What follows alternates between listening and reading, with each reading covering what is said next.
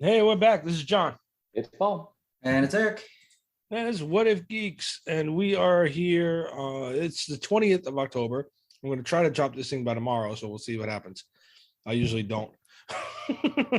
But we're here to do a Geekly Weekly because we're having a hard time getting on board with like reviewing shit right now. So you'll have to bear with us. That's yeah. We're gonna do a Geekly Weekly, but there's a lot of Geekly shit that if you listen back to the last couple episodes, we kept saying there's more and more geeks shit that we got to talk about. So it's coming. So here it is. Conveniently, we timed this one. We'll say we did it on purpose because DC Fandome just dropped and there was a whole bunch of shit in there. And Paul was kind enough to watch a lot of it and put together a little set list for that. So we're going to do some other geek shit and then we'll roll into DC Fandome. All right. So what's everybody been up to? Cricket. I went to Halloween Horror Nights. Finally got around to doing that. Got the express pass, although it's kind of overpriced, but it did let us get through every single one of the haunted houses in I think maybe a little over 2 hours. We did all 10. We managed to do all 10 because I got the disabled pass. So yeah, I mean, comparing that to last time we went, where not with you, but before that, where we didn't have any special pass or anything, it was 2 hours to go through. Well, one actually, the Netflix Stranger Things house was almost a 2 hour wait, which is just nuts. And they still had all the queues set up to do those super long lines, but I'll be honest, I didn't pay attention if they were that full because we were just mostly just kind of walking in on all of them on the express lane. Well, so that was nice. Conveniently, you picked a good night because apparently I saw on Facebook and YouTube or Facebook and TikTok or something, like a couple of days after you went, there was a huge fight on one of the lines. Like people were just like throwing punches and wow. Yeah, no, definitely none of that. I do have to say that given that this year, I believe, was the 30th anniversary. Yep. They really didn't go all out. And I know it's pandemic or whatever, but a lot of the haunted houses were generic. And COVID protocols, I would say, ruined half of them because they put those like plastic screens up where people are doing around the corner jump scares. So before you even get to the corner, somebody's about to jump out at you because you can see the reflections off the stupid screen. And I understand some of them were hidden a little better, but some were. Yeah. But I mean, I don't jump scare very easy anyway, but I mean, there was not even like a moment where I was like, oh, didn't see that coming. And any of them, I don't think, most of it was pretty tame. And, my wife's, well, you probably know from the other one, my wife screams her way through them. She didn't do that this time. So, I mean, they got her a handful of times, but again, I mean, nothing like when we went. Yeah, and then the outside, the scare zones, is that what they call them? The fright zones, whatever, in the walkways. Also very mild and tame this year comparatively. Nobody chasing you around with chainsaws. In fact, in most of the scare zones, they didn't chase you at all. They just walk past you and look at you or shine a flashlight. It's not the same when they have to keep social distance and wear masks and all the stuff. Yeah, it takes something away from it. So I'm definitely hoping by next year we've gotten to a point where they can go business as usual. But man, that wasn't the only one that you went to though. Tell the fans about the other one. What was the one in Groveland or? That blueberry farm. Well, I'm going to do it injustice because I don't remember what the hell it's called now. For anyone in Central Florida, look up haunted mazes in around Groveland. It's a little ways away from us, so. But look up Lake Catherine Blueberry Farm. That's what it's called. So that's where they do it. That's not what it's called, but they do this haunted Halloween event there.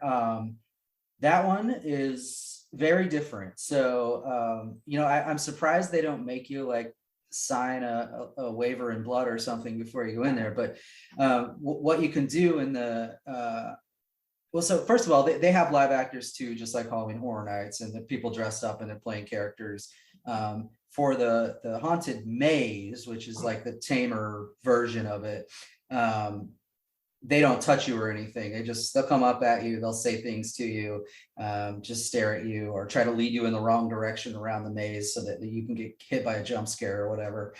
They do that. No big deal really. But then the actual haunted trail, I guess you would call it like goes through the woods and shit. And you're actually riding in like a gator, like one of the little vehicles with the 2 seats in the front, and then it's got like a trailer bed in the back. You're like riding inside one of those for not a large part of it, but for a fair chunk of the beginning.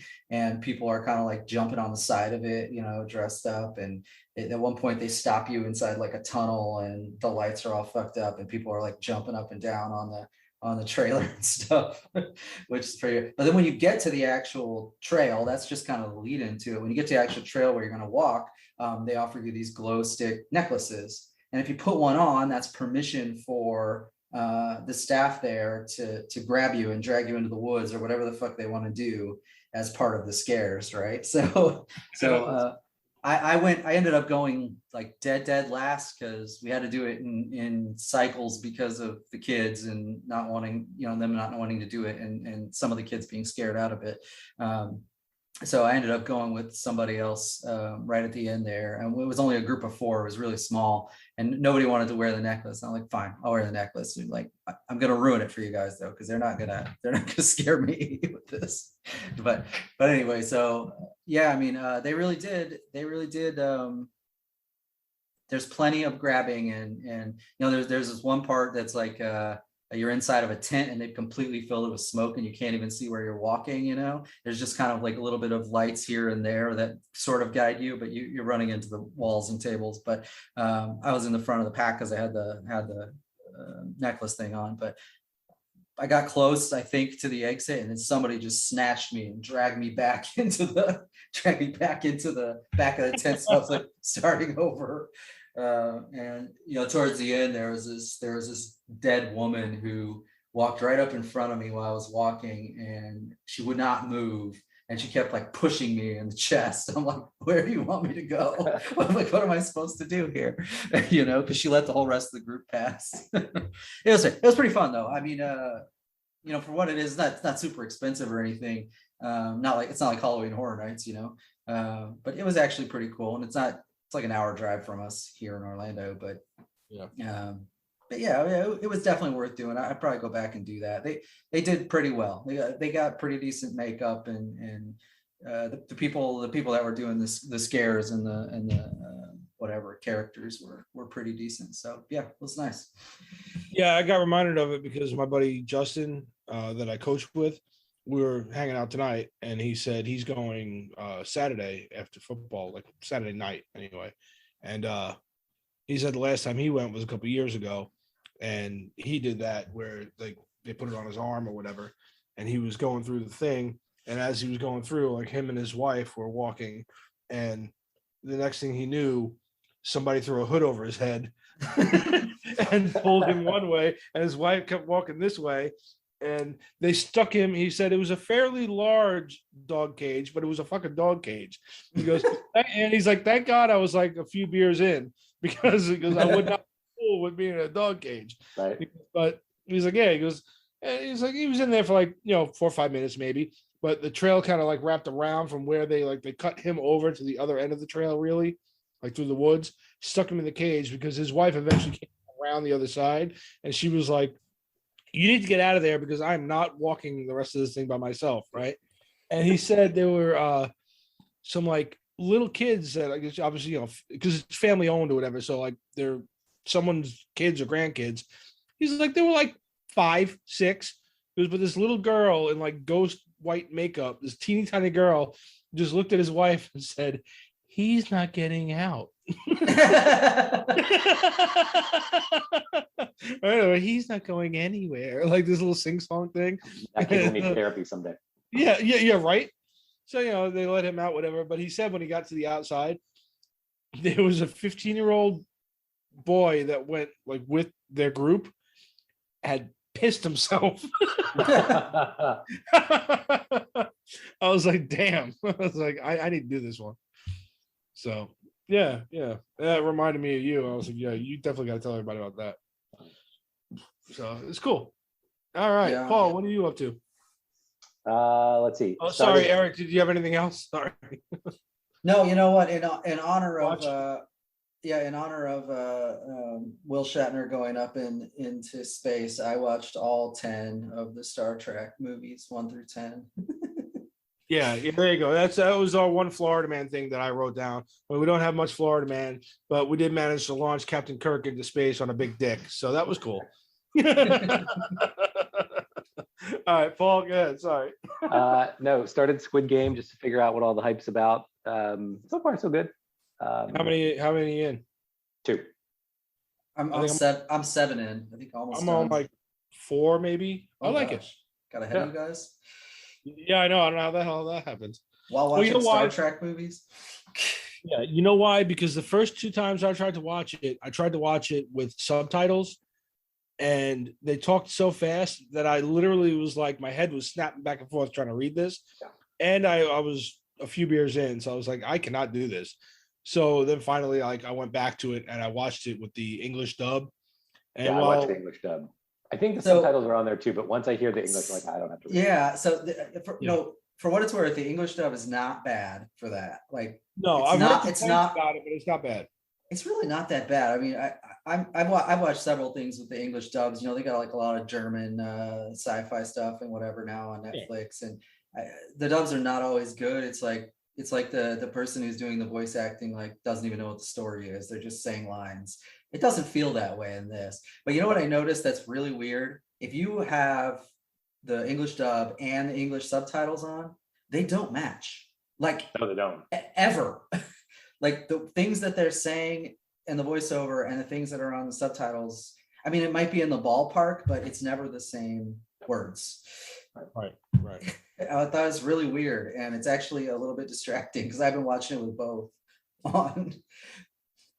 But yeah, I'm enjoying it. On that note, also, apparently South Korea is actually starting a game show, a televised game show for Squid Game. Now, it was my hope and prayer that they were actually going to start killing people, but they're not. They're just going to probably shoot them with like a paintball gun or some shit, but whatever. But they'll just be eliminated. But yeah, I was like, wow, we're finally at Running Man. All right, cool. But yeah, apparently they're starting a game show, which I'll never watch, but sure. I'll stick to the fiction. Yeah. All right, what else, Paul? Sorry. No, that catching up on some comics. I think Comic-Con at Home last year, they interviewed, I think it was Rob Liefeld, and he made a new Snake Eyes comic. It had been sold out at local comic book stores for a while. I figured they were at the point of putting all the issues into a graphic novel, but it's always sold out every time I go to a comic book store. So I bought them on Amazon. It's really good. Cool. It's Snake Eyes Dead Game. That's really cool. And then just getting into DC Fandome reminded me that Titans was a show that I started. It's the live action Teen Titans, essentially. And starts with Robin becoming Dick Grayson as Robin becoming Nightwing. It's a pretty good show, and it's going to be in season 3 or 4, I think. And so going back and catching those that I missed. I really need to go back and watch that because I started it after you kept insisting how good it was, and I kept forgetting about it. So yeah, I watched like a couple episodes of it, and then it's just one of those that I liked, but I keep forgetting about. So I have to go back and catch up. Yeah, I wasn't planning on watching it, but my oldest daughter said she was watching it, and I watched a bit with her, and then I went ahead and said, "Fuck it," and watched all of the first season anyway. It's different though. It's I don't know, not quite what I was expecting. Yeah, it's better than I expected. I understand the writing takes a dive in season 2 somewhere, but I think it gets better in season 3. Okay. But yeah. All right. So I started the Chucky series. I've only watched the first episode and like 30 seconds of the second one because it was getting late. But now we talked about this briefly, and we were kind of making fun of the trailer because the kids walk around with this doll in class and everything. When you watch that first episode and you see the kids' home life and this and that, whatever, it actually makes a little more sense. And by the end of the first episode, I was like, I'm ready for episode 2. I'm enjoying it. It's just, I think it's like having Brad Dourif back as Chucky and going back to the original Child's Play lore and everything. Kind of, it hit just enough nostalgic buttons for you, and then the overall story wasn't bad at all. So I'm enjoying. I like the first episode, and usually like my rule is like 3 episodes before I give a judgment, but I already like it so far. So unless it takes a dive, I'm going to enjoy the series. You can catch it on Sci-Fi USA or on YouTube. I mean, it's everywhere.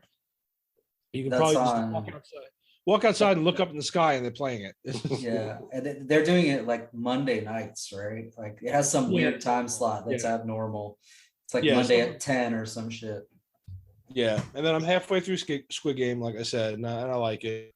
And so far, I'm the only one of us that's watched Halloween Kills. And no, sorry, that's right. Paul's got to catch up so we can review that. People go watch this. It's the whole series is good now. Because if you remember, they cut off from the original in the 70s, picked up 2 years ago with the new Halloween movie, and this is the sequel to that. It's really good. I liked it a lot. And then that's really all I'm doing, aside from like house projects left and right. I've become Bob fucking Vila. But like the no frills version. Like Wait, Bob Vila has frills? What? Yeah. Compared to me, he does. All right. So on to geek news, real quick, we'll do I'll start with the second one actually, because that first one kind of bears a little more discussion. Hulu and Spyglass Media are doing a Hellraiser reboot, and they've cast Jamie Clayton as Pinhead. So again, we're gonna gender swap something that me personally I don't think needed gender swapping. I'm sure the first original actor for Pinhead is probably to the point where he doesn't want to do it anymore. But I don't know. I mean, Pinhead's not one of those like I think he's iconic to me, right? But it's not like the hill I want to die on. Like I don't mind seeing a female Cenobite, see what they do with her. Well, yeah, I don't mind either. I just don't know why does she have to be Pinhead? Like, what's the point? I mean, she could have been any Cenobite, right? Like, right. Could have created a new one. I don't like. Yeah. Although she could step out on the screen and open up some weird dark fantasy I didn't know I had. Your pin fetish is about to come out. Yeah. Hey, a couple of them Halloween horror type of females are looking pretty good. And then we've got casting for Adam Warlock in the MCU just got confirmed by James Gunn. Will Poulter from We Are the Millers and Midsommar is going to play Adam Warlock. Now, obviously, I hate that idea. The heavy rumor, or the more confirmation would be Guardians, right? Because it's James Gunn. But there is a rumor that you might see him in Thor: Love and Thunder. I think they're going to wait for Guardians. But I mean, I'm kind of with Eric. I don't see him as Adam Warlock. I see him as a pouty kid. But I haven't seen him in much outside of We Are the Millers. So, I mean, that is going off of what, my knowledge of him. I don't see him as Adam Warlock. However, I know they're already going away from the comic drastically because he was made in like the Fantastic Four comic books, by like human scientists and shit. And here he's made by those gold people from whatever in Guardians. So who the fuck knows what they're going for in this one? But I don't know. I don't know if he's gonna have the look for it. I mean, he might. What do you think, Paul? Paul's having a conversation with somebody else. Cut this out. Yeah, I'm with you. I mean, I think he looks too young, and I don't know. He just doesn't even have the right style, acting chops. I don't know what for me. Yeah, it's not. He always seems like just like a pouty kind of. Where Adam Warlock seems like he's sure of himself. You know what I mean. He's supposed to be the perfect man, is what he's supposed to be. But yeah, I don't know. He kind of looks the part. If you look at the comic book character, and then you look at him, you're like, okay, I can see it. Hopefully I don't know how good of an actor he is. I don't know that We Are the Millers really showcases his talents, but we'll see. Marvel has not messed on one of these yet. So I trust Kevin Feige more than I trust, Will Poulter to carry the movie off. Yeah, it's true. I forgot to make that point that I trust in our Lord and Savior Kevin Feige. Right. He has not done us wrong yet, really. So, but we'll see. All right. Moving on to trailers. Eric, you want to take over and give my voice a break? Or Paul? We don't hear enough out of Paul. Sure. Okay. Go ahead, because I got a lot of talking to do during fandom. Oh, that's true. Yeah. All right. So Ghostbusters Afterlife has a third international trailer. At least to me, looks super cool. Love that they tossed in like more nostalgia stuff in there from the originals. I mean, they're really kind of hamming it up at this point, but that's exactly what I would want them to do. Yeah. Like this trailer showed me exactly what I want out of a proper Ghostbusters sequel. I just hope it lives up to where it's at in my head right now. Because it's way up there. Like, I'm really looking forward to this movie. From the you see the terror dogs a couple times in this thing, and like clear shots of them. You see them, and they look awesome. The whole, like, they briefly go over a lot of the stuff you see in the other trailers with the kid finding the ghost trap and whatever, and they do quick cuts of all that shit. Them chasing Slimer through the streets again, right? But then there's that shot of the terror dogs.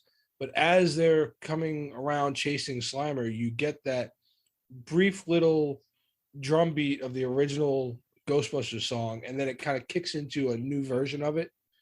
And it was pretty cool. I was hoping to hear a little bit more of the original one in there, but I was like, all right, I see what they did. So it was kind of cool. An updated version for an updated movie is pretty cool. I like the Terror Dogs, and then I think the mini Stay Puft Marshmallow Man. Oh yeah, that's so hilarious. I think they're going to be the new Minions. Yeah. Oh, they are. They are absolutely going to be. And we said this about Pixar's Frozen, the little snow guys, in one of the short episodes they did or whatever, that they were going to be around like that. These guys take it up a notch. Yeah. And they're going to be like lining everybody's shelves. Mm-hmm. They're going to come out. I know that they're going to get their own thing at something. They're going to get a short or an animated something, or yeah, they're going to do a short with these guys running around doing their thing. If they were smart, now I don't know if Eric remembers, but Paul, do you remember when we were kids? They had the little, like, 1 inch or a little bit bigger Smurfs figures, and there were like hundreds of them, and they were all doing different things. You could do that with these guys. Oh yeah. Like with the cocktail umbrella through the face and the s'mores, and you can do all of that with these guys, and just like kind of like a garbage pail kids version of the Smurfs with these guys, and just like kill them in all kinds of ways. And I know adult fans like us, I'd have them all over the place in here. So There you go. Whoever the fuck is making Ghostbusters. Got to be a Universal. Brothers, Universal. Yeah. You guys do run with that. Just give me credit. Send us a few. Send me a bag of marshmallows. Yeah, send me a bag of marshmallows and tell everybody to listen to What If Geeks. I'll be happy. Might be able to earlier this week, they also dropped a Eternals featurette. It's called Introducing the Eternals. So it's done like sort of a mini interview format where they're talking to the actor that played the person and getting their sort of two-liner or whatever about their character. And then they go through each and every one of the 10 Eternals that are in the movie, which is actually a really cool insight. And for people that don't maybe know those characters, because they're not like necessarily A-list, right? It's sort of a good intro to the different characters, and I think what we're going to get to see as their interactions in the movie, because they were definitely playing it up. You saw there's a little bit of humor there between a couple of them. Yep. Yeah, and I think, like you said, to introduce them to people that don't know who they are. Like, even I think out of the three of us, I'm the biggest old school Marvel comic book nut. Like, I know of their connection to mutants and X-Men and whatever else, but outside of that, and seeing Icarus in a couple of comics, I don't know all of them. I don't know, I know of the Eternals, but I don't know everything about them. I know that they have a lot to do with deviants and Thanos and whatever else. So, but it's not something that was like mainstream for me. So if I don't know who the fuck they are, there's gonna be a lot of people that are like, what the fuck is this movie? But initial review on this one was that it's really good, from somebody who got a press pass and got to see it, a preview of it. They didn't give any kind of spoiler or nothing because they can't, they're embargoed, but they just said it's really good. It's very dense with history and lore and shit that's going to pave the way for the rest of the MCU. So I'm looking forward to it. Paul?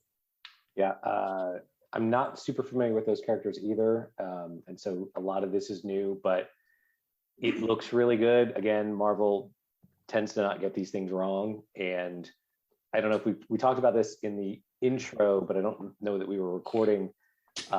One of the coolest parts of the trailer is that the kid, that it's clear it's canon in the MCU now that there is a Superman, because the kid says, at least the fictional one. Right. But they know of Superman exists. They know of Superman. And maybe they just get DC Comics in the Marvel universe, but they at least know that there's a Superman that wears a cape and shoots lasers out of his eyes. Yeah, because the kid sees Icarus and says, Dad, he's Superman with the lasers and the cape. And then it cuts to Icarus and he's like, I've never worn a cape in my life. Yeah. Which is funny. And then we get the other comment that I made off air was, we've got a superhero movie with Angelina Jolie and Salma Hayek. So it could be shit and I'm going to watch it. No, caveat that with, again, Lord and Savior is not going to be shit. It's going to be good, but it's still got those two, so I'm happy. And then we also got a Scream 5 trailer. Yes. On that note, I know it's been a while since we've seen Sidney Prescott and Ghostface. Are we ready to see them again, or are we pretty much done with it? I don't know how I feel about this. The trailer looks pretty cool, but yeah, well, it looks like they're bringing Neve Campbell, Courtney Cox, David Arquette. They're all going to be back, right? They're all going to be back for this movie. So it seems weird to say they're doing a throwback, but I guess they really are at this point. Because when did the first movie come out? It has been a long time, right? Yeah, it was. Right? It's got to be the 90s. I was gonna say it had to be 20-something years ago. 1996. Okay, yeah. So wow. So that is 25 years ago. December 20th night. It's almost exactly 25 years ago. The best part of that movie was that it was smart, a bit of sort of getting rid of that fourth wall about horror movies. Like it was smart about, oh, we're in a horror movie. Don't say I'll be right back. Don't go into a room by yourself. All that stuff made it smart and self-aware. But we've done that already. So what is left? Yeah, it also had a bit of a twist before twists were all the rage and horror movies, right? Yeah, it definitely set a precedent for a lot of shit. Being self-aware and, like you said, setting a twist in there. Overall, it was good. Because if you remember the first one, on all the advertisements and all the press and everything, even on the cover shots and everything, Drew Barrymore was front and center. And she gets killed in the first 3 fucking minutes. Yeah, she was out in front of the posters and even the advertisements and the marketing, going on talk shows and shit. So they held that one so close to the vest, it was ridiculous. And she gets fucking whacked in 3 minutes. And it was a spoiler alert for 25 years ago. But it was cool. It was holy shit, wow, you really did that. Because you really thought she was going to be one of the final people in there. Nope. But yeah, so I mean, and Ghostface at this point is kind of iconic with Halloween anyway. So I just don't know how I feel about it, because we just got done saying how a lot of the nostalgic things are kind of cool. This is I'm on the fence on this one. I am kind of nostalgic for it because I enjoy a couple of the movies and I like the Ghostface killer, but I don't know. I'm hoping that they don't just bank on the name alone. I hope they make a really good movie. I guess we'll see. They're definitely making fun of themselves a little in the trailer, because Sydney says, "I've been through this a lot." Yeah, right. And Dewey ask her if she has a gun, and she's like, "Yeah, of course I have a gun." I'm Sydney Prescott. Yeah. Of course I've got a gun. Yeah. Oh, at least they can have humor on themselves. I guess we'll see. I don't know. I don't mind seeing Neve Campbell. Well, true. Yeah, I do have a thing for her. I mean, I got a thing for a lot. If it's got a hole in a heartbeat, I'm happy. They want the sponsors. It's been a while since we said that. I know, right? I'm gonna get back into the swing of things here. All right. We want to speed this up so we can get to fandom. All right. So just real quick, let's just do there's quite a few things because of all the delays now. Shit is all stacked on top of each other for the rest of the year. So there's quite a few things coming out between now and Christmas.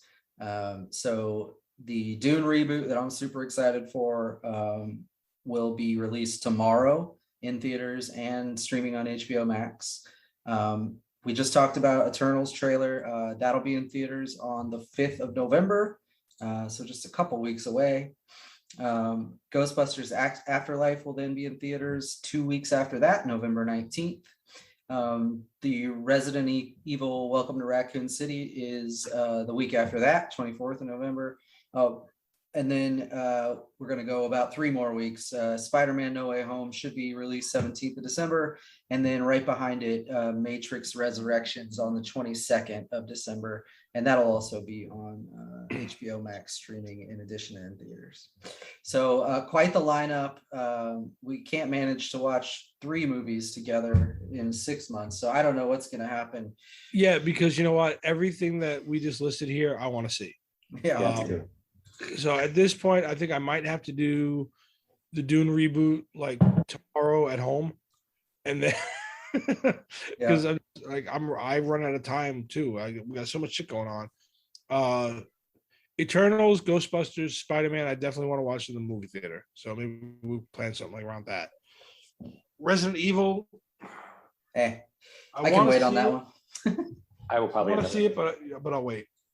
And then Matrix, thank God, is coming out on HBO, only because it's getting right at Christmas, and I've got a lot of shit to do around Christmas, so I'll watch it at home. I would like to see it in the theater, but I won't have time, so I'll probably watch that one at home. So there you go. You guys can help figure out Eternals, Ghostbusters, and Spider-Man, we can all watch them together. All right. So without further ado, I don't know what we are, 40 minutes in or something, and it's finally going to get to DC Fandome. And with that, Paul, take it away. I give Paul the drum roll. That's not going to show up on audio. Yeah. All right. So DC Fandome is DC's virtual fan event. Took place on Saturday. It's past Saturday, the 16th. And it is, I think this is the second or third year of Fandome, but the second time because of the pandemic that has been mostly virtual. I know they want to do this in person, like a Comic-Con, like D23 and all of those things that some of the other companies have. But the pandemic has prevented that the last couple of years. There's a lot of information, a lot of new stuff coming out. Most of it was teaser trailers, sneak peeks, behind the scenes stuff, concept art. So we'll start with live action movies, and we'll go kind of biggest with the most information down to kind of stuff just being announced and releasing either drawings or something else. The first biggest and closest to coming out in terms of live action movies is the Batman. They released a new trailer, fuller trailer to the Batman, and this looks really, really good. It looks really good. Look, in the beginning when they first announced Pattinson, we were all super skeptical. We were like, wait, is he going to be shiny? What are we doing here? Yeah, but you know what? Like I said before we started recording, with this trailer, he's grown on me to the point where, like, okay, I'm game. Let's go. I want to see what the fuck you're going to do. It's very much a grittier Batman. It is he's not the Batman that can get kicked through a brick wall and fight Darkseid by himself and defeat the entire Justice League single-handedly. He doesn't have a tank. Like, he's got a souped up Dodge Charger. He looks like, which still looks cool. I want one. Right, but we're not doing like the Dark Knight Returns, where it goes from the tank and then the tumbler into the motorcycle, one-wheeled motorcycle. Yeah. He's also he's the opposite of shiny, really. He sort of radiates darkness, and he is angry in this, like the angriest Batman there is, I think. I mean, just from this little bit of trailer, I mean. And they said it, who's it? Reeves, right? Yeah. Matt Reeves doing it. He came out and said, like, just get ready, because this is going to be a darker version of Batman than you've ever seen before. And we said, in fact, I said it a few weeks ago when he first made that little, like, this is going to be a completely different Batman than you've seen before. I said, I was like, oh, every time they do that, they wind up fucking something up. Then this trailer drops, and I'm like, oh, okay, all right, yeah, no, I'm on board. He's fucking dark. Even out of the cowl, he just looks dark and brooding. Yeah, just as Bruce Wayne. Like, he's on edge. He hasn't completely gotten his emotions under control. Because even like in the comics or whatever else, where, Batman is the person, Bruce Wayne is the mask, and we all know that. He can fake the Bruce Wayne thing much better than this guy can. Yep. Like he looks like he's about to snap even as Bruce Wayne. So it's still very raw. He's new, which is cool. I like that. I really like this. The few shots you get where these idiots take pop shots at him and it bounces off his fucking armor. Yeah, he's not even trying to like. No, he doesn't even move. He's not trying to dodge bullets, right? No, yeah, he lets them shoot him, and then he takes them out. Fuck that. If I were those guys, I'd be shitting bricks. Well, and there's a scene where he's fighting someone, I think it's in the Joker gang, and he's beating him so hard, you see the other guys are like, yeah. They all back off. Like, no. Yeah. This is going to be good. And then towards the end of the trailer too, I mean, he does that, knocks somebody down to the ground. I don't know, whatever the hell it is. And he's got that mean look on his face, and he says, "I am vengeance." Yeah. And you just get it really brings it full circle, I guess. It's just like he is all about revenge and hurting people and getting his anger out. In a very physical fashion. I think the place where I guess I'm the most concerned is there's a Riddler, there's a Penguin, there's a Catwoman, there's Joker Gang. I think that's a lot of like villains to have in a movie. And if you end up doing, if you end up catching one of them super early, and we sort of formulaically go through this quickly, that would be a shame. So I don't know if we're going to drag this out into multiple films or what we're doing, but there's a lot going on here. Especially for what's essentially like an introduction to a new Batman. And I'm doing air quotes for you people that can't see me, because everybody knows who Batman is. We've had 5 versions of him already, but this is essentially a reboot again. They're going to reboot it again. Hopefully they have just enough of these characters, because Catwoman already looks like where she's at kind of in the comics now compared to what she was in some of the older shows and comic books, where she started out as a villain and then eventually they developed a bond and she's that back and forth kind of anti-hero. She seems like she's kind of already there in this trailer. Like, she's going to do bad shit, but she's right there with them too. So, which is cool. I mean, I guess you could skip a lot of that other bullshit and just kind of get to the meat of it. Like, hey, she's a bad girl, but she wants the bat dick. I don't know. So yeah, I guess we'll see. Like we've talked a lot about, and I guess we'll get more into the rest of this. What we thought the DCU was doing wrong and right, and this and that, and how they've kind of rushed to try to catch up with Marvel and blah blah blah, and how they need to really set up something concrete with everything they've got going right, as far as like Shazam, Aquaman, Wonder Woman, Henry Cavill as Superman. I liked him. You could easily plug and place what I've already seen in this trailer, this Batman, into, like, this is what I wanted Ben Affleck's Batman to be. And when they introduced him, he was already older and retired or retiring, and I didn't like that. I loved Ben Affleck as Batman. I thought he did a great job, but he was too old for what I wanted them to do. And now we're kind of there. Yeah, it seems like having seen Fandome, and you look down as I put this list together of all the stuff, it seems like DC has given up on the idea of a joint Justice League film, and all we're doing now are individual stories of these heroes in several different vehicles, solo stories, some streaming, some to live movies, some to a show, maybe in a shared universe, right, where on the background, or as you go by, you'll see that there's a bat signal, or you hear about the Batman, or it'll pause on a TV set talking about one of the other DC heroes, but they're not all going to be together. No, and I think, again, because that's how Marvel did it initially, they eventually built up to Avengers and built up to this whole world. Yeah. This is kind of what we've wanted them to do, is build up individual heroes first. You could, and I've got a way, we'll talk about it in a little bit, you've got a way coming up that all of this could intermingle eventually. Yeah. But I just don't. Okay.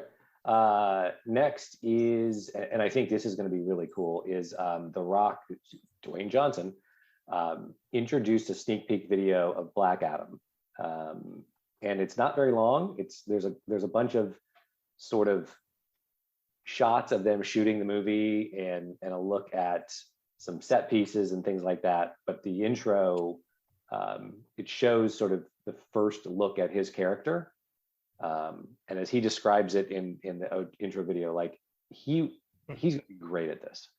He was born to play this. He is born to play. It doesn't give you a lot about the film. It just gives you sort of, here's Black Adam, and he sort of turns someone to dust. There's not a lot to go on. Yeah, no, is very short, but like Dwayne Johnson has been pushing to play this role for years. Yep. And the fans were behind this for years. I mean, you take one look at Black Adam in the comics, and then you look at Dwayne Johnson, and you're like, duh. Yeah. It's like Ryan Reynolds' Deadpool. You're like, is this something just clicks and like it's perfect. The few shots that you see of him, you're like, yeah. And I like his little, because Dwayne Johnson's that fun guy that likes to fuck with people.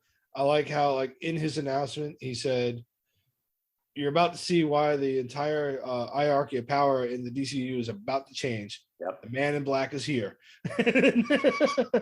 And they cut to the little scenes and shit. It looked really cool. Just it really does.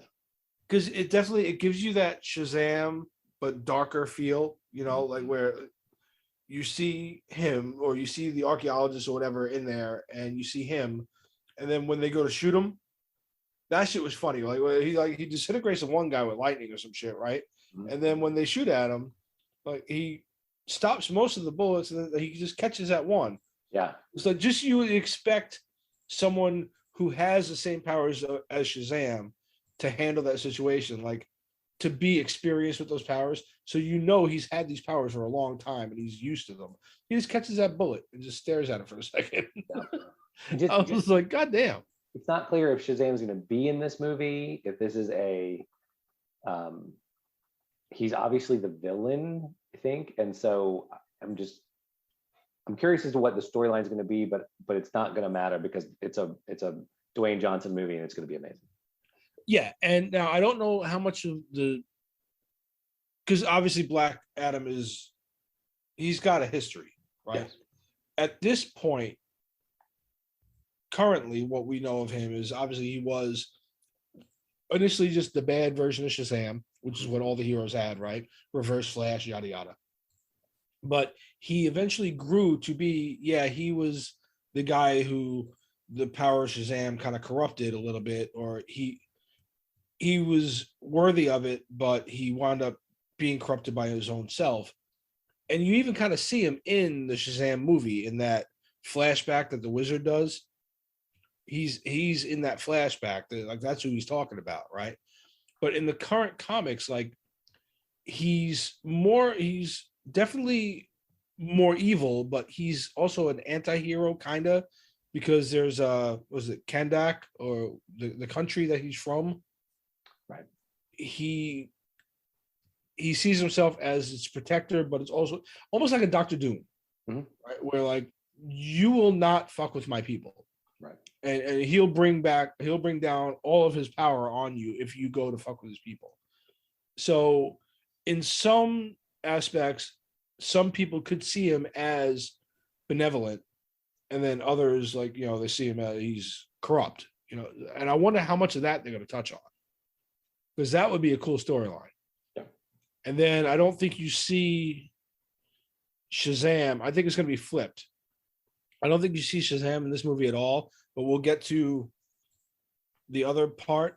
I think at the end of Shazam 2, you're going to see Black Adam. Right. That makes sense. Yeah. All right. Sorry, next. Eric, any thoughts? Did you even watch it, or are you? Yeah, we forgot about Eric. Hi. No, I'm good. I did watch the little sneak peek. It looks cool to me. Again, we have this conversation frequently, I feel like, but I wasn't a huge DC fan, so I know the main characters and follow those stories, but I really don't know much about Black Adam, so I got to take your word for it. All right. Next is Aquaman and the Lost Kingdom. Jason Momoa is back as Arthur Curry / Aquaman. This was another teaser, sort of sneak peek, much more scenes of filming this movie than there are of any actual footage. I think they released some concept art before Fandome of Aquaman. Jason Momoa put it on his Instagram of him in the black suit and that caused a bunch of stuff. There's shots of Black Manta from the son of Black Manta from the first movie is now the Black Manta in this movie. So some of his costumes and stuff, and there's some desert scenes in this movie, and there's some other stuff. I think they're most of the way done. The sort of shooting of this movie, it's slated to come out December 16th. Yeah, December of next year. So there's a lot of work to be done, and we're not even at teaser trailer yet. We're mostly at sort of behind the scenes stuff. So it's hard to say, but I think it's James Wan again making this movie, and so there's supposed to be a ton of action in it, which is cool. And I like Jason Momoa as Aquaman. I think it was a good casting decision. And so looking forward to this. Yeah, well, this is one character I do know, and I have watched the first movie. So I think Aquaman was, of all the DC movies, kind of like the most epic feeling, in the sense that there's like huge battles with like, armies of characters. I really liked that about it. I mean, it was a very different feel from like any other DC movie, right? And I thought it was done really well. So I'm hoping for and expecting probably a whole lot more of that here. But it almost had like Lord of the Rings scale feel to it, like, Well, it did, because you had like, okay, this lost prince, right, in Arthur, and he kind of knows who he is, but he's not really all about that life or whatever. But he gets dragged into this entire storyline with armies and vigilantes and like Black Manta and whatever else, and then you have the fucking deep. You got zombies, right? So, like, you got all this shit going on in this movie. And I remember when we first reviewed it, or at least discussed it, my only issue with this entire movie was when they were fighting under the water. To me, it seemed like a CGI air battle, but underwater. It was kind of weird to me. You're talking about the like arena battle, that thing? No, like like the vehicles flying around. Oh, okay. Yeah, the sort of the flying fish felt like. It seemed like a firefight in the sky, but it was underwater. But then, like, the more, like, after we discussed it, it kind of grew on me more. And I was like, all right, and I think it might also have to do with some of our other complaints with the DCEU as a whole. This is one of the movies that was like, for me, it was kind of right there with Shazam, that I was like, okay, these are the ones that I'm really, really enjoying, The tone's better. Yeah, it's definitely, like, those two are much better than Justice League and Batman versus Superman. They're even better than Wonder Woman to me. While Gal Gadot, I'll watch her read a phone book. I mean, she's a great Wonder Woman, and I questioned the casting of her in the beginning, because I was like, it's just the chick from Fast and Furious. It was dumb, but she's become a good Wonder Woman to me. Outside of the fact that she really needs a better writer, because the lasso of all things, all the things, that was dumb. So there's dumb parts, but she has grown on me as Wonder Woman as well, right? So like those three, and then like I said, Henry Cavill as Superman, had they given him another one or two movies to grow into that beacon of hope that people know Superman is before they kill him, to give it more of an oomph, then he would have been better. I still don't know what's going on with him, so I hope he comes back. But Jason Momoa, while looking literally nothing like the original Aquaman, right? Maybe a few, I want to say maybe like 5-10 years before they made the Aquaman movie, when they did the whole, like, they tried to make him grittier, and because he was a joke to everybody, like he just talked to fish and it was stupid. Because everyone thought Super Friends. They cut his hand off and he grew his hair out. He had a beard and whatever. Momoa looks a little bit closer to that, but still not really. Apparently, like in this one, like they're putting more blonde in his hair and he's got the whole Aquaman armor and everything, so he's going to look even more like that version of Aquaman. I love him as Aquaman. I kind of love the kind of half-ass surfer, like, just fucking that whole vibe. I love the vibe he gives off in this movie. So yeah, I'm looking forward to this one. Hopefully they don't cut his fucking hand off. Right. And if they did, they have to give him magic water hand. 100%. It better be better CGI than the fucking lasso, though. Yeah, for real. He'll have the hand of many things. Wait, what is this? I was about to say that's what I've got. Welcome to marriage. This took a turn. Yeah. Okay. The next was Ezra Miller as the Flash.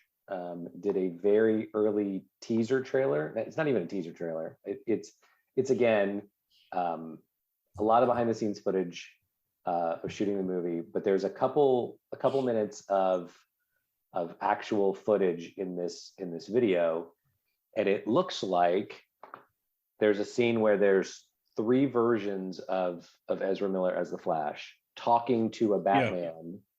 And there may be more than one version of that Batman. Yeah, and from the back, it looks like the Michael Keaton, the silhouette of the Michael Keaton Batman headpiece.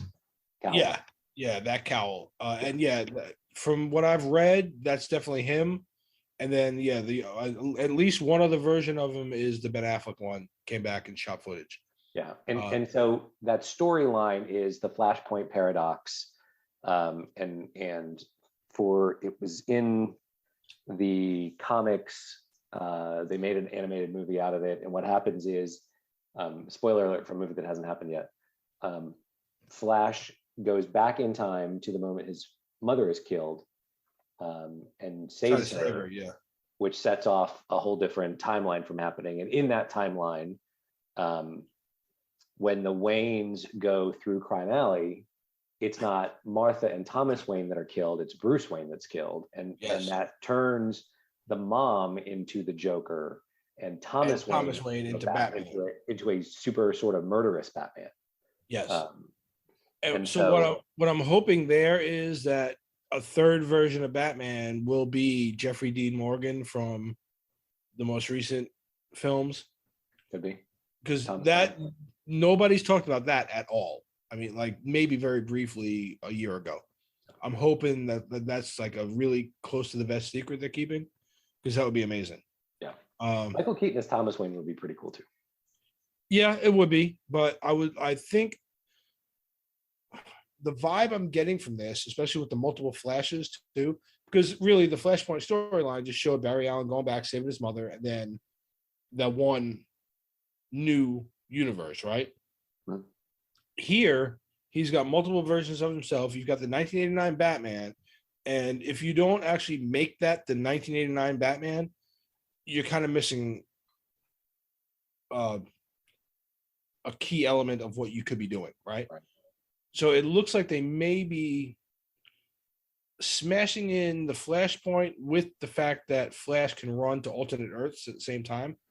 And maybe they're mashing that together so you're going to get a Flashpoint story with kind of a multiverse vibe a la the MCU that they're doing, right? Yeah. Which would be really cool.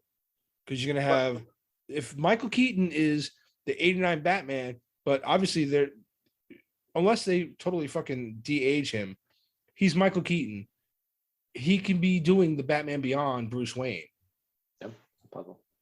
Because he ended how you end up with a different, right? The Robert Pattinson Batman is not the Earth One Batman, right? He's not the sort of Earth Prime Batman. So it would explain that. They did not give a release date for the Flash movie. Looking probably 2023 at some point in 2023, but they didn't give a date. Yeah. You know what? Didn't they? Correct me if I'm wrong, but didn't they show the Flash's ring in this trailer, which has been missing from any of the Flash? Everything except for the 90s John Wesley Shipp show, he had it. So yeah, and which they've even like in the Flash TV show, which is another point I wanted to get to. He's on there as Barry Allen's dad at one point, and then Henry Allen, and then he's also Jay Garrick from Another Alternate Earth, right? If you're gonna jump around Earths here, they did it on the Flash TV show. They showed Ezra Miller, in that whole crisis thing.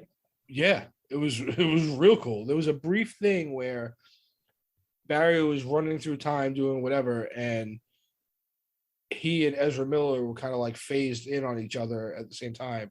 They talk for a minute and then they go.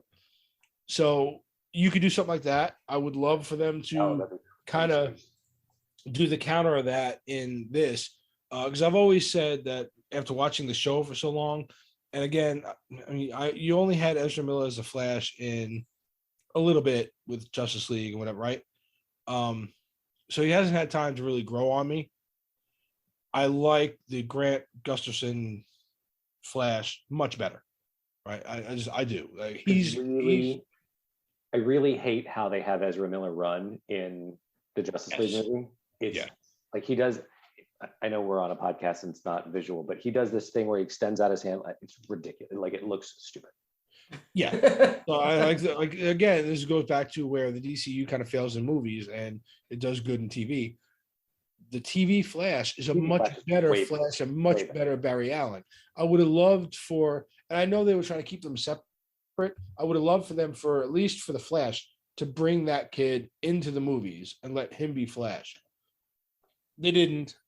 He's way great, fine, but he's way better at it. They should just like somewhere in this thing at the end of Flashpoint, Ezra Miller's gone and it's him. He doesn't fight women in bars. Right. Yeah, exactly. I almost can't believe that they're letting Ezra Miller make this movie. Yeah, he's not. Yeah, exactly. He's not choking out some woman in a fucking Comic-Con, or in a bar, like you said. But the other, so he's my preferred Flash. I would like him to take over as a movie Flash. The other thing was going back to what I said earlier about what's going on in the DCU and where you could have a point where you could fix what you've been doing and still have a connected universe. This is it. In this Flash, you could wind up combining, much like they're doing with the MCU, right? You could take that page out of their book. I know they don't like to do that, but you could do it in this movie. And you can have Henry Cavill's Superman, the Shazam that we've got, the Wonder Woman we've got, the Aquaman we got, and Pattinson's Batman all in one universe. Somehow something happens in Flashpoint where he has to make one Earth. Yeah. And then you combine them all, and now you've got the current Batman that you're running with, and you do not do a Justice League until like 2025. You stop that bullshit right now. You don't.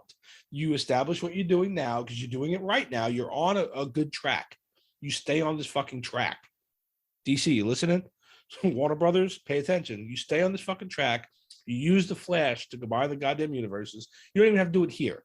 You can do it in like the sequel to the Flash. Combine the universes, make them one Earth, just like they did in the show, because they did it. They did like one Earth and they combined a whole bunch of shit in one.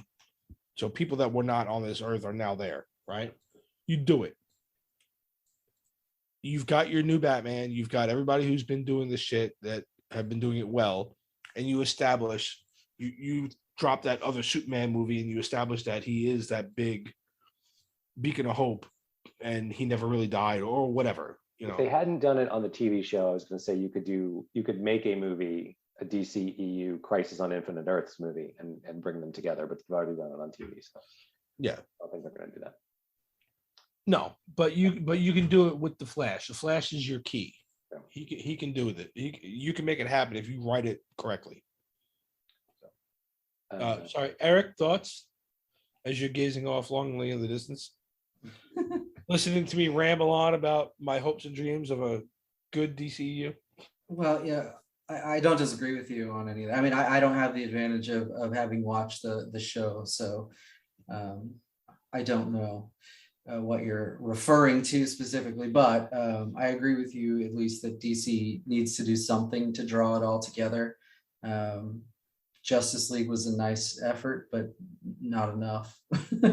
Oh, it was too rushed. It was too rushed, and I don't, like Paul said, that it seems like they do not have any kind of inkling to do a combined universe anymore because they couldn't do it right. I don't disagree with that, but I don't fully agree with it. You're getting on the same page as I've been on for like a fucking decade. You eventually need to bring these heroes together because that's what people want to see, right? But you have to do it slower. Leave it the way it is right now. Individual stories, like Paul said, maybe somebody sees the bat signal or they hear something of someone running really fast in another city or whatever, you know, a battle in the ocean, something, right? Everybody kind of hears about this shit. And eventually, like I said, 2025, it's closer than you think because these years are just flying by now. You do your big Justice League movie. Hell, you can even bring Zack Snyder back in and let him play with the heroes the way they're supposed to be played with.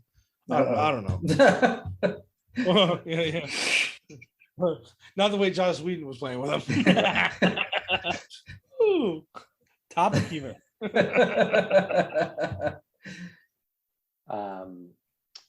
All right, next is we're gonna go through these next ones because there's even less information about some of these. Shazam, Fury of the Gods.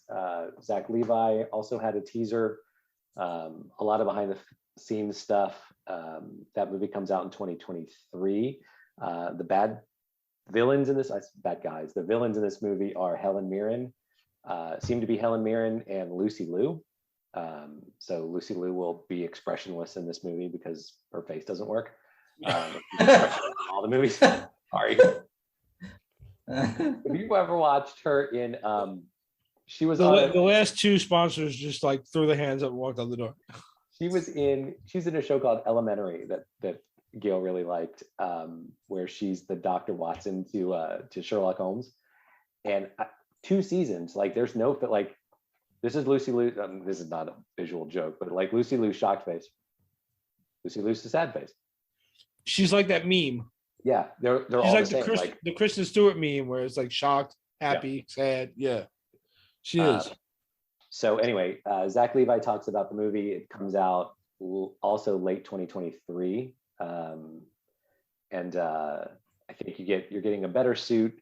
All of the Marvel family, right? The other I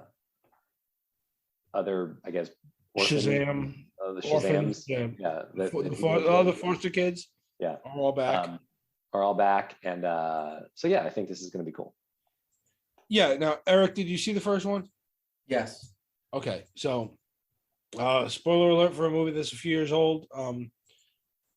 That end of that movie when one of the funniest fucking moments of that year was when he's got the wizard's staff and he holds it in front of all the other kids because he's Shazam right now, and he holds it out and he goes, all right, grab the staff, say my name, and they all go, Billy.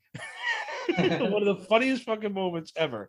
And then he goes, no, the name that I use, and they all go Shazam, and then you see all of them as the Captain Marvel type. Did not expect it at all, right? But like I know from the old school comics where Freddie and Mary both became like Miss Marvel and Captain Marvel Jr., right?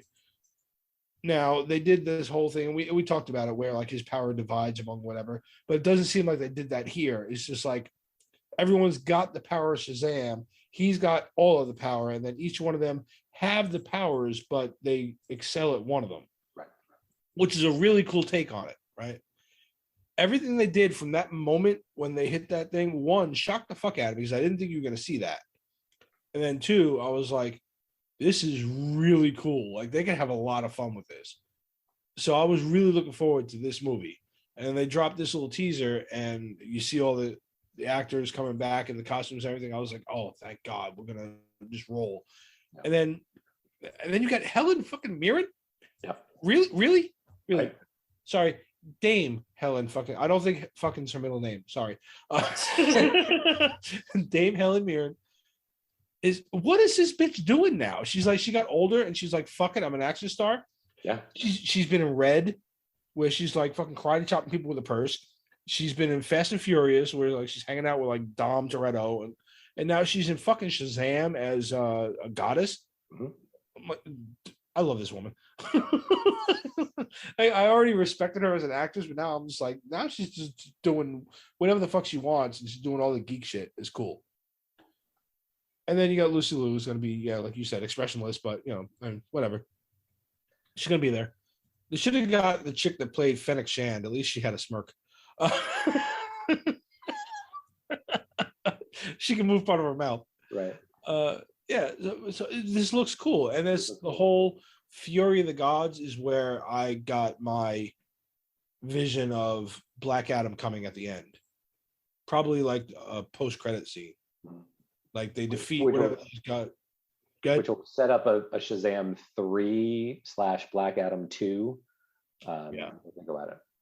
Yeah. And if they did it right, if the world was great, let's say we were writing this shit, you would take that concept and literally go over both of those movies with it. Shazam 3 and Black Adam 2 would be part 1 and part 2 of the same story. That would be fucking epic. Yeah, that'd be pretty cool. Because with those two, with the history that they've got, well, obviously not in the movies, I don't have the history together yet, but with the history that you've got in the comics of them, you could tell a really cool fight between the two of them, even start to show some of the good in Black Adam, because it's Dwayne Johnson. So at some point, you know, you're gonna. He's not completely a villain. He's never gonna be completely a villain. What do you mean? He's a terrible villain. Did you guys not see the Scorpion movie? Oh, yeah.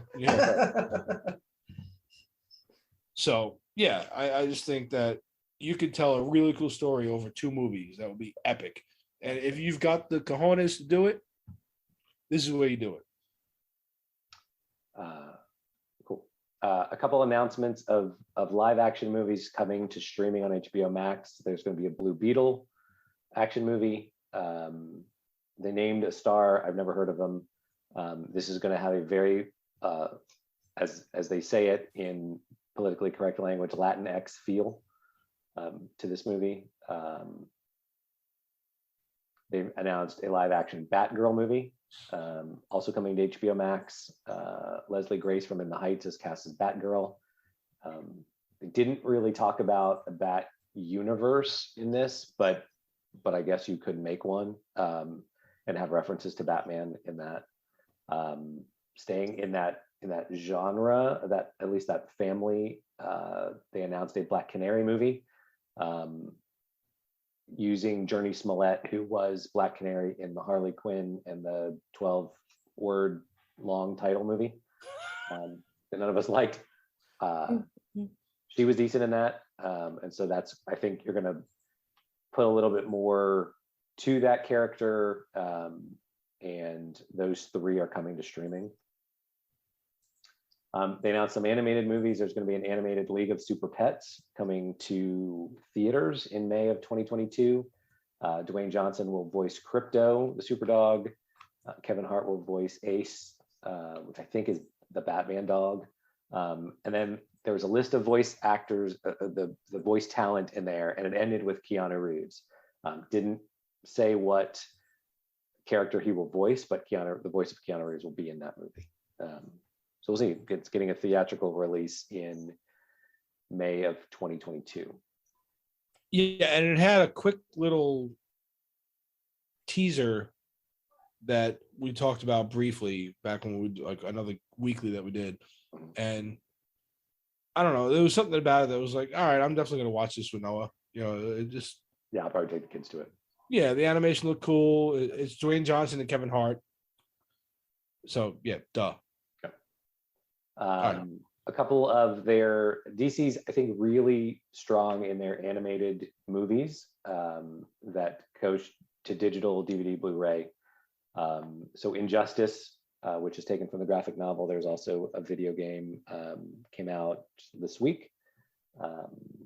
that is the one where this is sort of what. No, not really. Never mind. I take that back. I was going to say it's what Batman versus Superman is taken from, but at least the idea where it was Batman a part. and Superman. Yeah, because they also took it from the Dark Knight Returns, right? Right. There was that little brief part where you saw the guys in the suits that in the Vision, right? Yeah.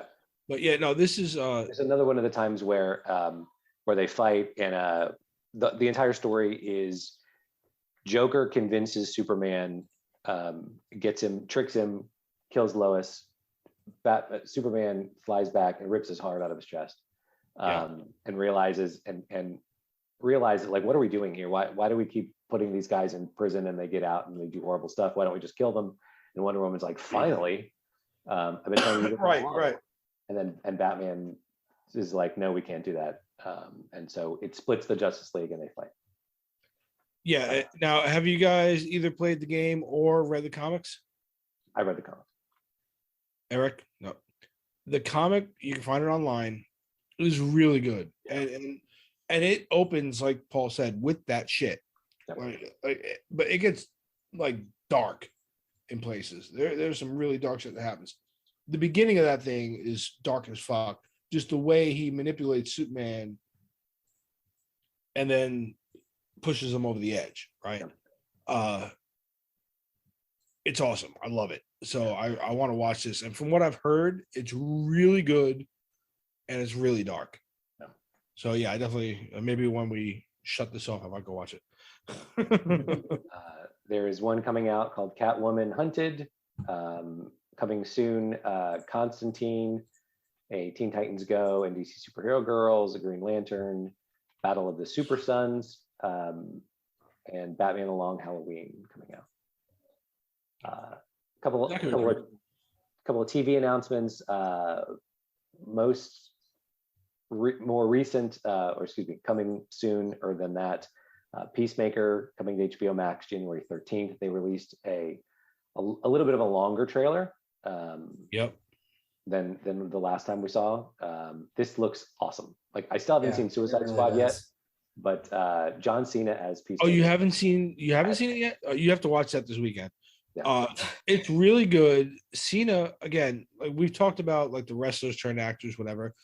And I've said it before, and I'll say it now. Cena is growing on me more and more as an actor. He's doing a really good job. Like Dwayne Johnson, like blew it out of the park after like his first couple of roles. Cena's doing it. He's finding his niche where, like we said, Dwayne Johnson kind of always like he can't play a bad guy, right? We know that.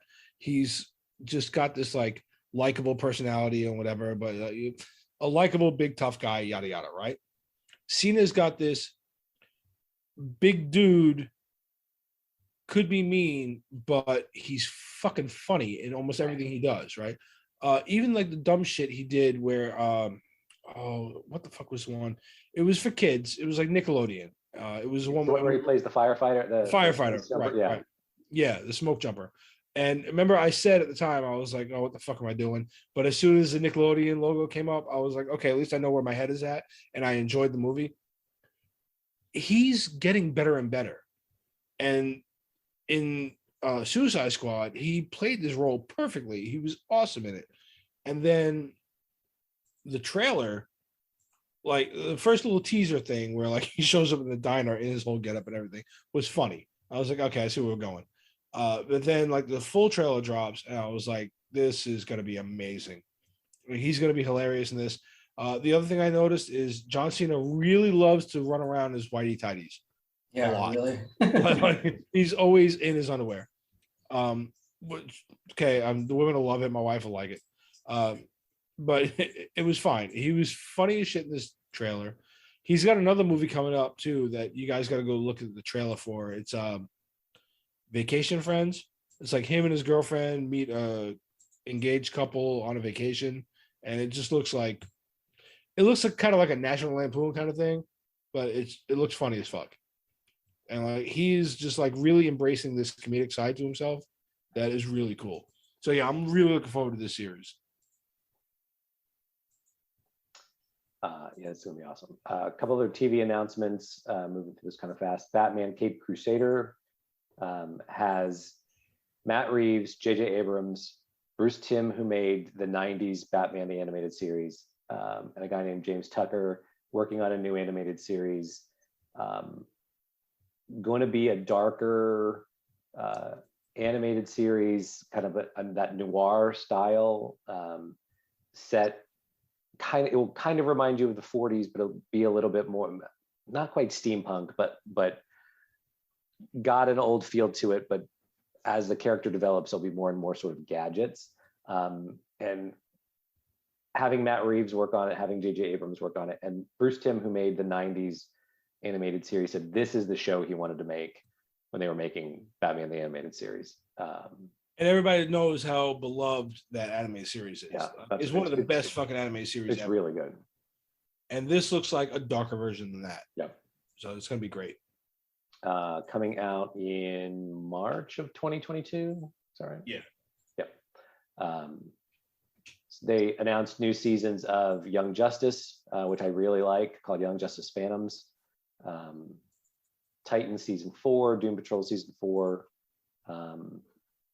This sounds sort of interesting. A new animated series called My Adventures with Superman, starring kind of a younger Clark Kent moving between being Superboy, like a young professional Superman, where Lois is just becoming sort of a journalist in her own right, and Jimmy Olsen, starting his career at the newspaper, and that will have the voice of Jack Quaid from The Boys.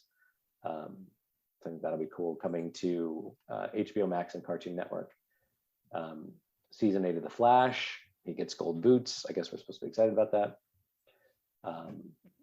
Sandman, which is a comic book I think it's in the Vertigo line, so a little bit older demographic, coming to Netflix. Batwoman season 3, which I haven't cared about since episode 3 of that show.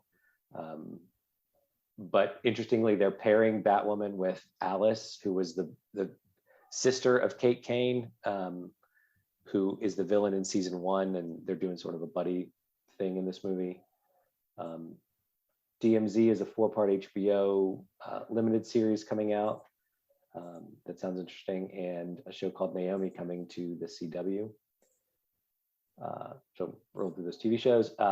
The 2 video games, they actually announced them last year and had some teasers last year, but showed more story trailers this year. The first is Gotham Knights, where you play as one of the other in the Batman family. You can be Nightwing, Robin, Batgirl, or Red Hood.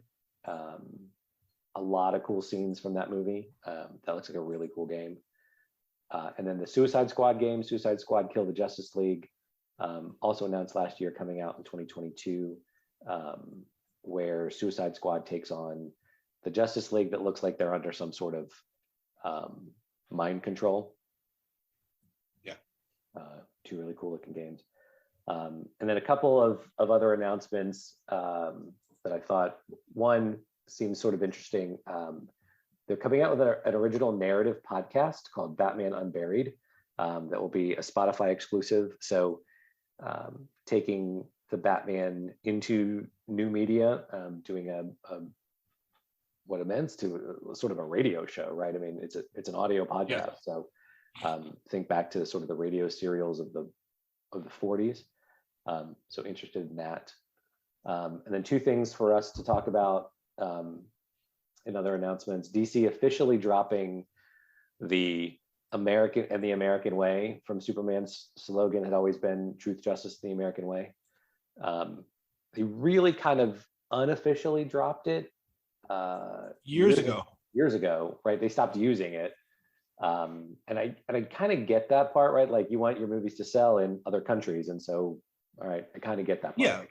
Well, if you remember years ago in the comics, like we said, he dropped that. What happened was he denounced his American citizenship because he was like, someone with my power isn't relegated to one country. I'm here for the whole world, kind of.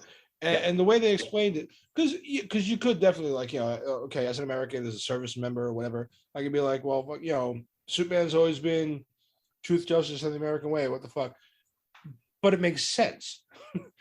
One, he's a fucking alien from another planet. So, but granted, yes, he's an American. I'm sure he's still got like Kansas is his home, whatever, right. You've got your hometown and you always feel something more for that. However, he's fucking Superman. Right. So it made sense back then. So this is like, okay, you're finally catching up to what you already did. Right. I just, but again, I haven't read Superman comics in so long now that I remembered the whole citizenship thing. I don't remember them continuing on with the end the American way to be like a point now. You know what I mean? Right. Like for it to actually be a thing now. But okay, but they've officially decided they're gonna put out a new motto, a slogan. Yeah, so now it's truth, justice, and for a better tomorrow. You're like, okay. It's weird though, because in 2021 everything is so politicized that you're like, you have a new slogan and he's Superman's not American. And what? Oh yeah, no, the right wing media has gone nuts with this. Yeah. Now again, like I just said, truth, justice, and a better tomorrow, to me, makes more sense for Superman because he is capable of protecting the entire fucking planet. He's done it numerous times, and he's literally been called the man of tomorrow. So the slogan fits him better. Yeah. The next part that we're going to get into, maybe not so much, but okay. But yeah, Eric, thoughts on his new slogan? Yeah, I mean, so I'm going to try to not wane philosophical here, but you're right. He's an alien.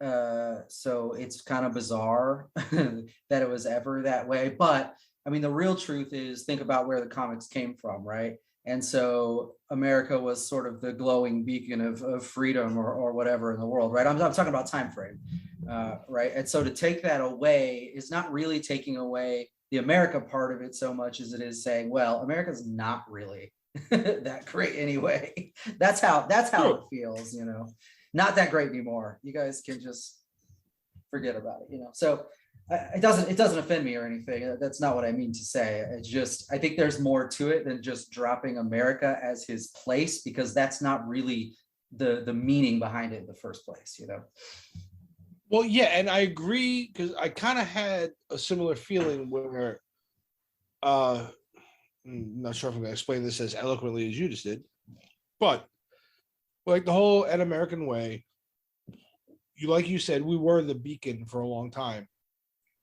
Maybe we're not now, and I've got, for a separate podcast, completely different from what we discussed. I don't think we have to be. We need to worry about ourselves a little bit more. That's completely separate.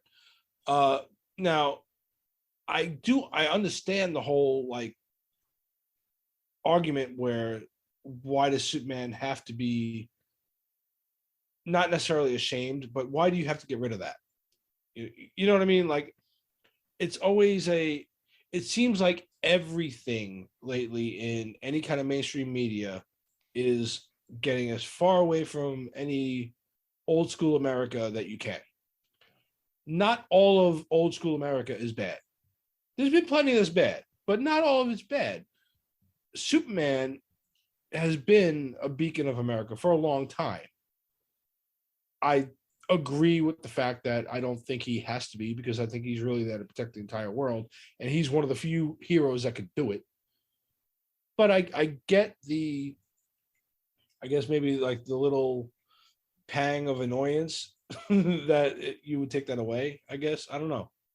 I think, and we're not a political podcast, but I think America is still that beacon, right? Or you wouldn't have 200,000 people waiting across a river to try to get here. Yes. And so, but I think in the 40s, and I think I'm getting this right.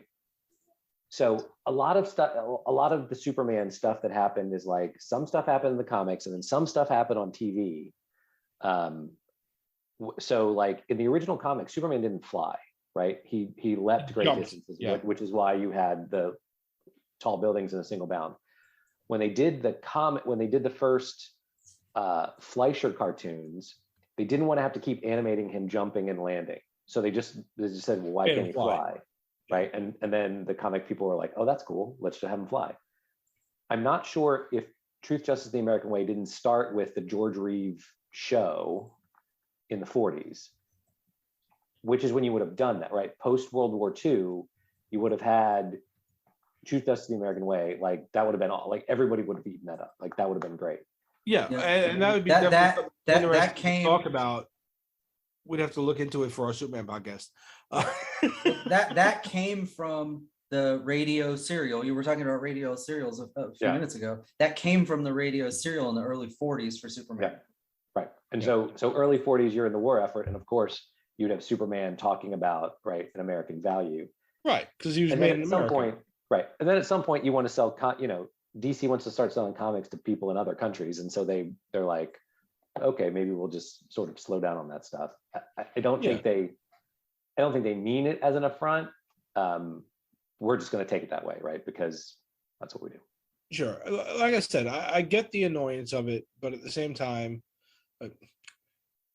as long as, from what I'm seeing it as, just trying to be neutral like I always do, I see it as, it's just, he's Superman and he can protect the whole world, right? So that's, now, on the flip side, like I said, I get the annoyance of it. As long as they keep it to the, he's a Superman for the entire world and they don't continually beat up on America. You know what I mean? Because like that's some of the shit in mainstream media and the current climate that I'm so tired of. I'm just so tired of. And again, we're not a political podcast, so we're not gonna get into all that shit. So we're gonna get into some other politics. This one's dangerous. This has a lot of landmines around it. The next announcement. I'm gonna step on every goddamn one of them. the new Superman, Jonathan Kent, in the comics, right? New Superman. Yes. So our Superman, Clark Kent, has gone off into space to defend Earth for a better tomorrow. There you go. Okay, look at that. DC, I helped you. He's gone off to fight something or whatever, because I'm not reading the series, but he's gone off Earth. So his son with Lois, Jonathan Kent, is now Earth's Superman. Yeah. Right? Okay. Yes. And they announced that he is bisexual.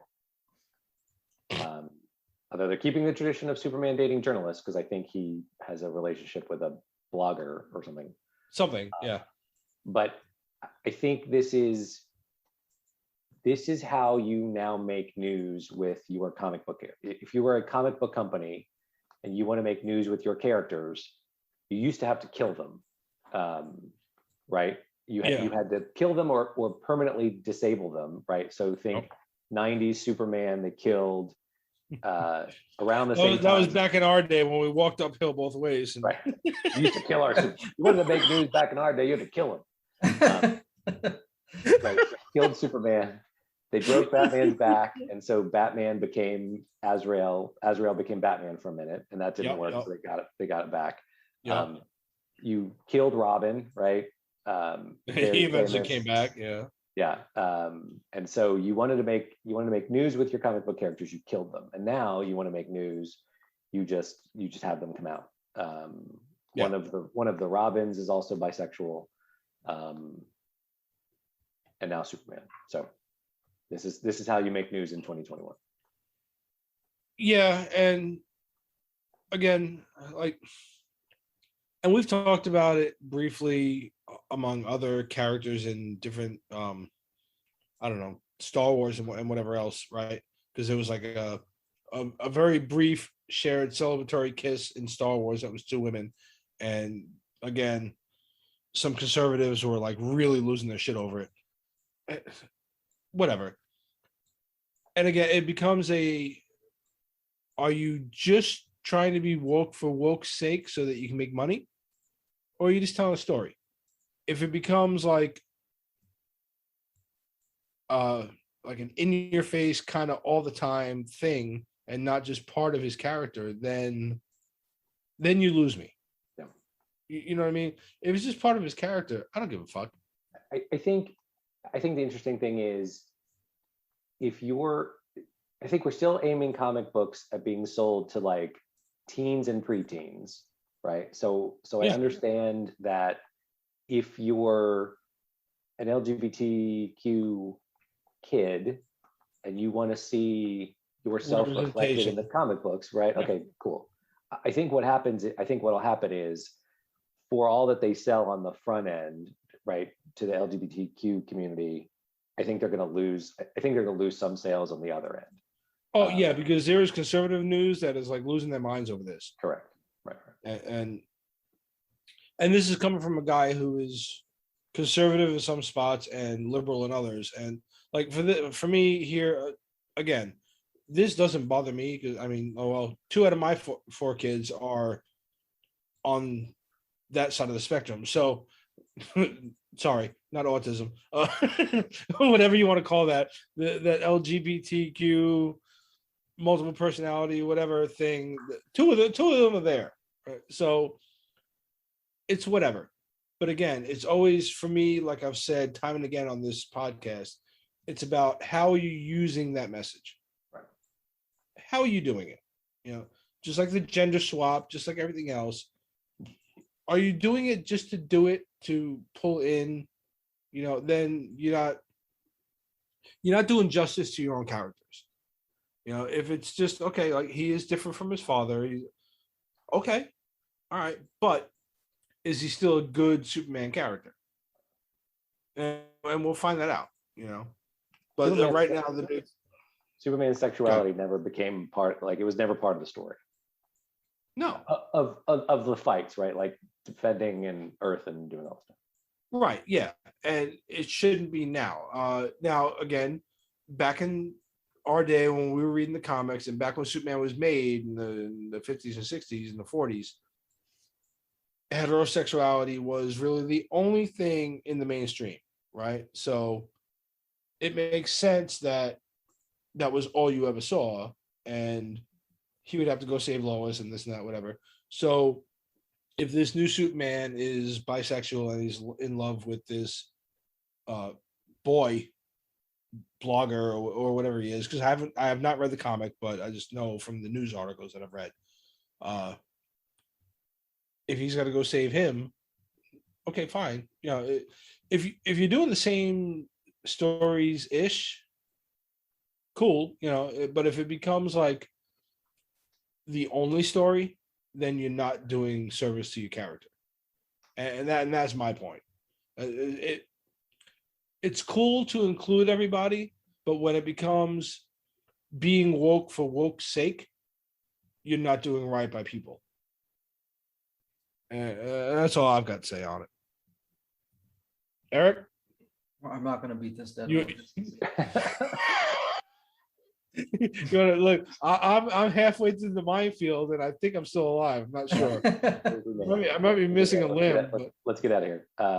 Somehow I navigated that pretty well, I think. Yeah, I think we did all right. Yeah. Okay. You're right. That's all I'll say. You're right. It's if they're doing it to draw on a new crowd and just say representation, well then, I'm almost done. Whatever. But if they're just making it part of the story and it's just done in a sort of offhanded way where it's not really important core part of it, then okay, great. Yeah. I mean, it's a fine line to teeter on. So it is. Yeah, it is. So, all right, cool. Well, that's a really interesting way to end this episode. Nobody's got any caveats, right? Because I already see Paul's getting pulled away. All right. So thank you for listening to our Geekly Weekly and our DC Fandom episode. Like, subscribe, ring a bell. I've seen quite a few new likes on Facebook, so keep them going. Hit us up and let us know you're actually out there. Talk to us. So, we would like to interact with our fans more, but for some reason, something in our algorithm is not like it's not there. You guys got to write to us or something. So hit us up on Facebook, comment, and we'll comment back. I promise. Comment down here. We'll see it. We'll comment. Like I said, like, subscribe, ring a bell. Hit us up at whatifgeeks.com.